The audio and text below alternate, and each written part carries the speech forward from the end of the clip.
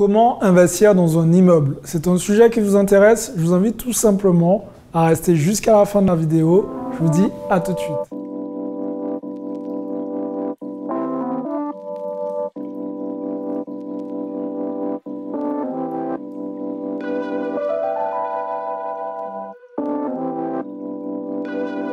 Salut à tous, je suis Xavier Prétaric, je suis l'auteur du livre Cave et Parking. Je suis aussi investisseur immobilier millionnaire et j'accompagne tous les jours des investisseurs à atteindre un palier supérieur pour pouvoir investir dans l'immobilier. Donc aujourd'hui, je vais tout simplement vous parler de comment investir dans un immeuble.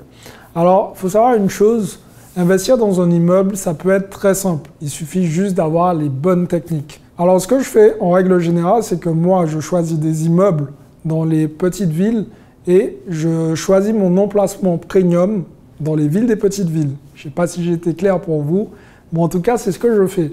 Donc l'idée, c'est quoi? C'est de se dire, placement, règle numéro 1.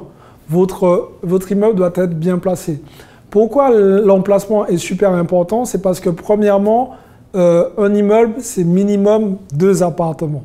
Okay? Donc ça veut dire 2 potentiels locataires. Et s'il y a 2 potentiels locataires, vous devez faire 2 fois le travail.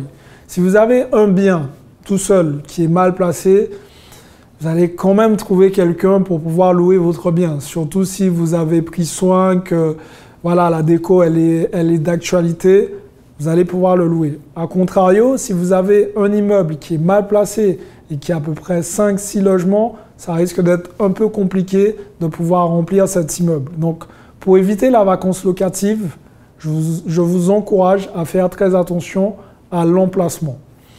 Ensuite, une fois que vous avez sélectionné votre bien et qu'il est bien placé, l'idée c'est de tout simplement regarder la façade extérieure. Qu'est-ce que vous trouvez sur la façade? Est-ce que la façade elle est abîmée? Est-ce qu'elle donne envie? Est-ce que vous avez envie vous-même d'habiter dans cet immeuble? Si vous avez répondu oui à cette question, bah ok, c'est cool, vous y allez. Maintenant, on rentre dans la partie commune et dans les parties communes. Alors dans les parties communes, il y a certains signes qui peuvent en dire long sur la typologie des locataires.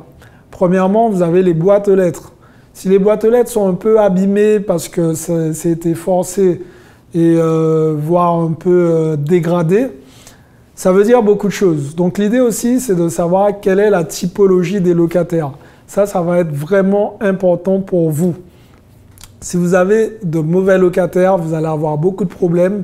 Vous allez avoir des problèmes d'impayés et par la suite, ça risque de vous dégoûter et vous faire perdre de l'argent. Donc l'idée, c'est vraiment de faire attention à tous ces points. Regardez le sol aussi des parties communes. En quoi ce sol est-il fait? Est-ce qu'il est fait en marbre? Est-ce qu'il est fait en bois? Ou est-ce que vous ne comprenez pas en quoi il est fait? Et si c'est le cas, n'hésitez pas à regarder s'il n'y a pas une sous-couche sous le sol. Parce que ça aussi, il faut penser à l'entretien. Il faut savoir qui est-ce qui entretient les parties communes. Donc ce sont des éléments aussi à prendre en compte.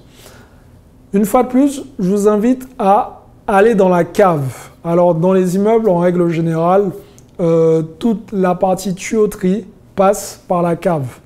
Donc l'idée, c'est de vérifier qu'il y ait un bon raccordement et surtout que le tuyau principal soit raccordé au tout à l'égout. Si ce n'est pas le cas, je vous invite soit de dire au vendeur de faire ses travaux lui-même parce que ça coûte relativement cher, ou soit tout simplement je vous invite à passer votre chemin. Alors je sais qu'il y a certaines villes comme Boulogne-sur-Mer où le tout à l'égout c'est pas encore d'actualité vraiment. Donc je vous invite quand même à vous renseigner en fonction de la ville pour savoir si le tout à l'égout est d'actualité.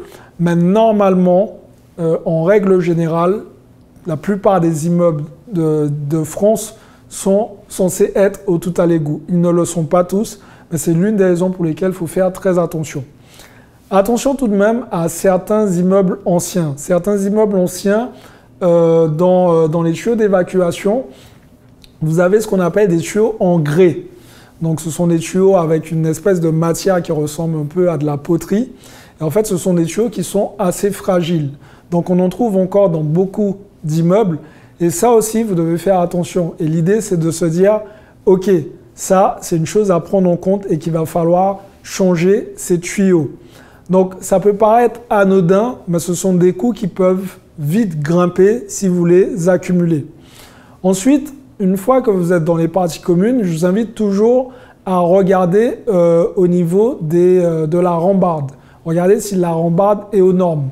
Par exemple, je sais qu'au niveau des rambardes, il peut y avoir des espèces de petites colonnes comme ça. Vous devez faire attention à ce que ces colonnes soient bien serrées entre elles et qu'elles ne soient ni trop larges ni trop grandes. Pour une simple et bonne raison que si un enfant arrive à passer la tête, par exemple, à passer la tête dans la rambarde, ça peut être problématique et ça risque de se retourner contre vous. Je vous parle de ça parce que c'est une expérience vécue.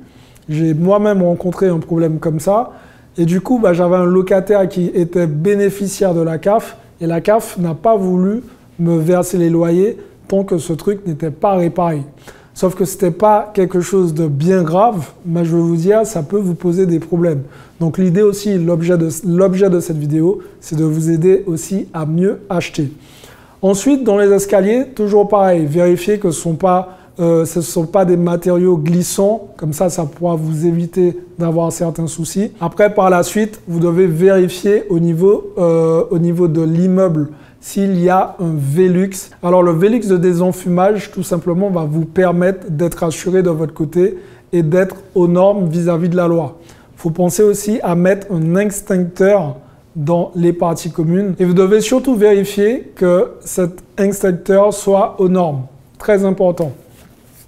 Après, vous avez toute la partie appartement. Et la partie appartement, vous devez échanger si vous avez des locataires avec les locataires pour savoir s'ils se sentent bien, s'ils sont bien dans le logement. Parce que si vous tombez sur des locataires qui vous disent qu'ils sont prêts à partir de l'immeuble et que vous achetez ce bien pour la rentabilité vous achetez ce bien pour la rentabilité que vous allez avoir, ça risque d'être problématique pour vous. Encore une fois, ce genre d'expérience, ça m'est déjà arrivé. D'avoir un agent immobilier qui me dit « ne vous inquiétez pas, il y a une très belle rentabilité » et effectivement, et en discutant avec les locataires, je me suis rendu compte que 5 sur 6 décidaient de partir et avaient déjà posé leur préavis. Donc effectivement, vu comme ça, la rentabilité n'est pas du tout intéressante. Et tout simplement parce que les locataires avaient des problèmes, 1, avec le propriétaire et 2, parce qu'ils n'étaient pas à l'aise dans les logements, puisqu'il n'y avait pas de double vitrage, il faisait très froid. Donc ce sont ce genre d'éléments à prendre en compte. Je ne vais pas m'étaler trop dans cette vidéo, mais je tiens quand même à vous préciser un dernier gros point à vérifier, c'est la toiture. La toiture est primordiale quand vous visitez un immeuble, puisque ça fait partie des éléments qui peuvent vous coûter un bras. La toiture, c'est pas toujours facile d'avoir accès à la toiture, mais aujourd'hui, vous avez ce qu'on appelle des drones. Je sais que ce n'est pas forcément autorisé dans toutes les villes, il faut demander l'autorisation. Mais je pense que si vous vérifiez l'état de votre toiture en un petit quart d'heure, personne ne vous en voudra. Donc l'idée, c'est vraiment de faire attention à ça, faire attention aussi aux combles quand vous effectuez une visite, parce que dans les combles, vous allez découvrir énormément de choses. Dans les caves, pareil, vérifiez le taux d'humidité, si vous sentez que la cave est saine ou pas. Vérifiez si les combles sont encombrés. Et si les combles sont encombrés, je vous invite vivement à demander aux vendeurs de désencombrer les combles pour que vous puissiez y voir plus clair. Voilà, j'espère que cette vidéo vous a été utile. J'espère que vous allez pouvoir mieux acheter un immeuble. Si vous souhaitez aller plus loin avec moi, je vous invite tout simplement à aller dans la description. Je vous ai préparé un petit questionnaire et ce petit questionnaire, ça me permettra de vous faire un bilan personnalisé et voir si vous le souhaitez, on pourra éventuellement travailler ensemble. Et pour les autres, je vous invite à mettre un gros like sur la vidéo, à la partager et surtout, abonnez-vous pour rejoindre la communauté qui est en train de grandir. On est plusieurs milliers d'abonnés et ça, c'est super cool. Donc, je tenais à vous remercier pour ça. Sinon, pour le reste, passez à l'action parce que demain, c'est pour les faibles. Ciao tout le monde.